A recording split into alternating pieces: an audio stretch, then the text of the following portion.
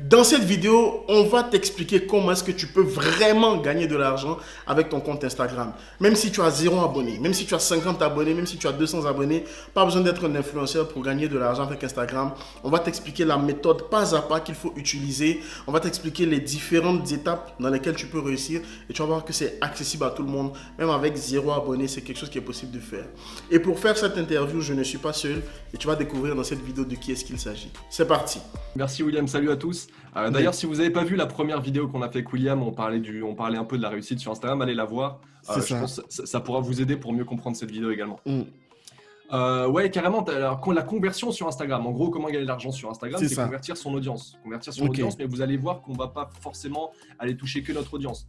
On va pouvoir aller convertir et trouver des clients également sur une audience qui ne nous suit pas encore, d'accord? Donc des personnes qui ne sont pas abonnées à notre compte. On va pouvoir le faire. Donc ça, c'est bon, vous le verrez, je vous expliquerai ça vers la fin de la vidéo et c'est extrêmement puissant. Restez bien jusqu'au bout de la vidéo parce je vais vous donner ces petits tips également pour aller vendre directement, même si vous avez 0 abonné sur Instagram.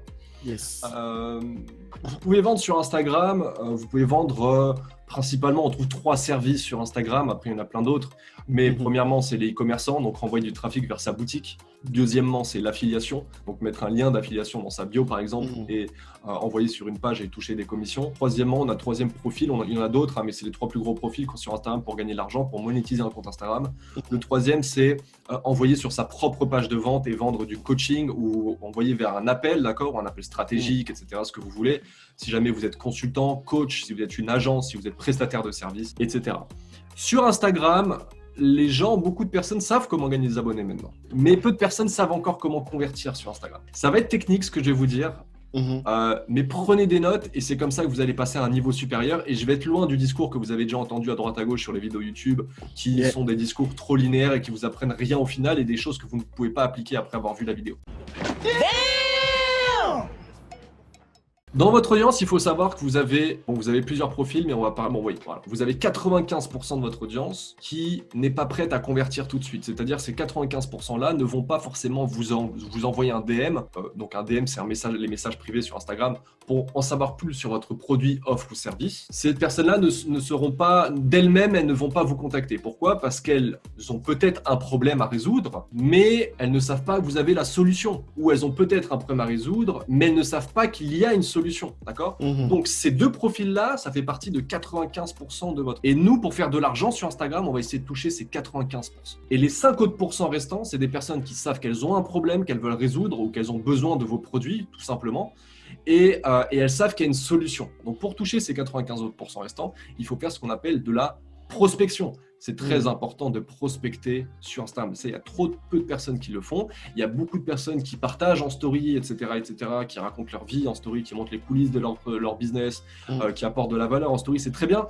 Mais toute votre audience ne sait pas que vous avez un produit à vendre. C'est important de le rappeler, vous avez un produit à vendre. Même si vous le mettez dans la bio, clique sur le lien dans la bio, etc., pas tout le monde ne va cliquer sur le lien dans la bio et pas tout le monde ne fait attention à ça. D'accord? Il faut rappeler aux gens que vous avez un produit à vendre. Il faut prospecter, c'est important. Donc là, on va différencier la prospection chaude de la prospection froide.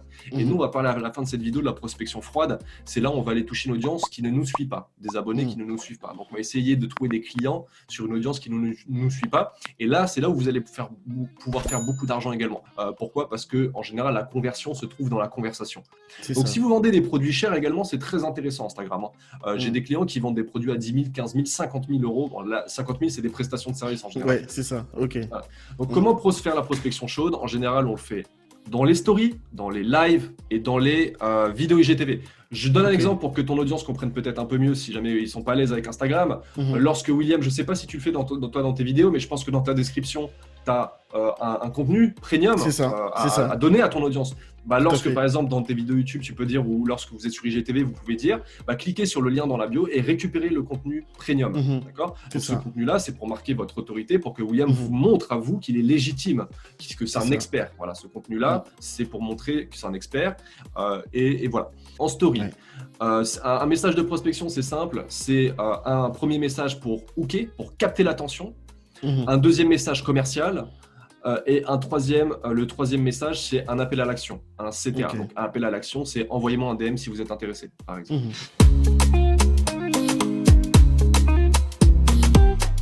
Si vous êtes un coach sportif et que vous vendez un programme, par exemple, pour les femmes, uniquement dédié aux femmes, pour faire du sport à la maison, par exemple. Voilà, c'est votre positionnement, le positionnement de votre offre. Qu'est-ce qui vous différencie? Moi, je vous apprends à faire les exercices à la maison, dans le confort de votre maison. Voilà, par exemple, ça, c'est votre offre. Il faut absolument, lorsque vous prospectez, donc attirer l'attention, c'est très important. Même lorsque vous créez du contenu, vous faites des stories, vous faites des vidéos YouTube, les premières minutes, les premières secondes, c'est les plus importantes. Même lorsque vous prospectez, c'est un message entier, d'accord? Donc, attirer l'attention, message commercial et appel à l'action. Mais il faut absolument que votre premier message, les 3 premières secondes de votre message de prospection attirent l'attention. Après, vous avez plein de techniques pour attirer l'attention. Ça peut être votre personnalité, votre humeur, donc un gros sourire dès le début ou vous approchez de l'écran, voilà, faire une rupture de pattern.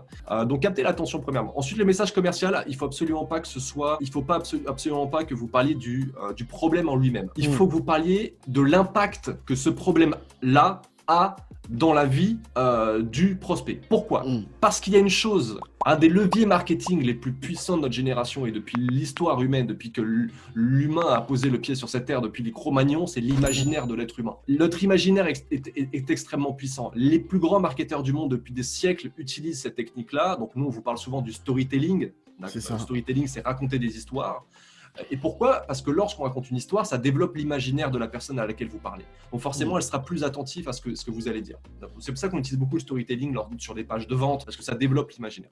Donc c'est important que lorsque vous mettez en place votre message de prospection, vous jouiez sur l'imaginaire, je ne sais pas si ça se dit comme ça, sur l'imaginaire de votre prospect. Au lieu de dire, si vous êtes coach sportif, au lieu de dire, écoute, donc message commercial, si jamais tu veux perdre du poids, etc., je sais que tu es en surpoids, etc., j'ai la solution, etc., comme tout le monde fait, ce qui est trop bateau. La personne sait qu'elle est en surpoids, la personne sait qu'elle a du poids à perdre, qu'elle veut perdre du poids tout simplement. Ne lui rappelez pas, ça sert à rien. Elle se le rabâche elle à longueur de journée et les gens lui rabâchent à longueur de journée. Ce qu'il faut faire plutôt, c'est lui développer son imaginaire et la ramener à sa souffrance plutôt. Plutôt que lui dire, ouais, t'as un problème. Un exemple que je vous donne très concret, vous allez comprendre, ça va être très simple pour vous. Au lieu de dire, je sais que t'es en surpoids, ça te hante, au quotidien, ça te détruit au quotidien. Ça te détruit au quotidien, etc. Au lieu de dire ça, vous dites plutôt, je sais mieux que personne parce que j'étais dans la même situation que toi. Bien sûr, si avant vous étiez en surpoids et maintenant vous êtes mince, bien sûr, pas mentir non plus. Mais je sais mieux que personne ce que c'est d'être dans ta situation et je sais mieux que personne ce que c'est d'aller à la plage et de ne pas pouvoir mettre son maillot de bain parce qu'on sent tous les regards braqués sur soi, parce qu'on se sent mal dans notre peau. Et en plus, on se fait souvent des idées parce que les regards ne sont pas souvent braqués sur nous, mais comme on se sent mal dans notre peau, on a l'impression que tout le monde nous regarde ou je sais mieux que personne ce que ça fait de ne pas pouvoir enfiler son maillot de bain 2 pièces qu'on a payé une fortune la veille chez Zara et profiter tranquillement à la plage avec ses enfants. Je sais mieux que personne ce que c'est. Écoute, si jamais tu veux qu'on en discute, n'hésite pas à m'envoyer un petit message. Voilà un message de prospection bien travaillé. Vous avez développé l'imaginaire, vous avez fait visualiser votre prospect. Là, je peux vous assurer que si vous mettez en place juste cette technique-là, lorsque vous prospectez en story, vous allez faire plus 100%, donc x2, ou plus 200%, donc x3 de réponses sûres et certain. Développez l'imaginaire de votre prospect, ramenez-le à sa situation, parlez de l'impact que ce problème-là a dans sa vie. Donc voilà un message de prospection bien travaillé. Ensuite, on utilisera un call to action, donc un appel à l'action. Ne dites pas envoyez-moi un DM, j'ai quelque chose à te proposer. Les gens ne veulent pas qu'on leur vende. Il faut que vous les attiriez à vous. Ensuite, vous conversez avec eux. On est des médecins, on est des prescripteurs.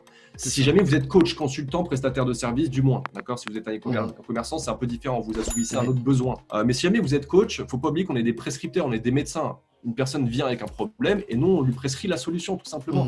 Donc, qu'est-ce qu'il fait un médecin lorsque vous allez à une consultation? Il vous écoute d'abord. Il veut savoir quel est votre problème pour vous prescrire la solution.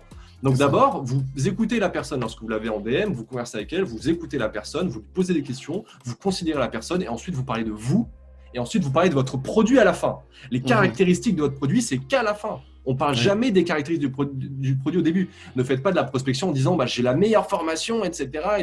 J'ai 30 heures de contenu, je suis réputé sur le marché Instagram pour être l'expert numéro 1. Enfin, là, je parle de ma situation. C'est ça. Jamais je prospecterai comme ça. Les gens s'en foutent. En fait. Et puis, vous allez passer pour un vendeur de tapis. D'accord ? Ce qui est important, c'est vraiment de toucher l'imaginaire de la personne et vraiment cibler son problème. Et ensuite, appel à l'action. Pourquoi je dis ça ? Parce que l'appel à l'action, ça ne doit pas être envoyez-moi un DM si vous voulez et j'ai la solution pour vous. Dites plutôt on en discute. Voilà, discutez avec la personne. Le seul mot on en discute, la personne va se dire ah bah elle va me considérer, elle va m'écouter, etc. Et là, et je peux vous assurer que vous allez doubler votre chiffre d'affaires en 2021 si vous appliquez juste cette technique-là. Là, on va toucher un sujet qui concerne tout le monde.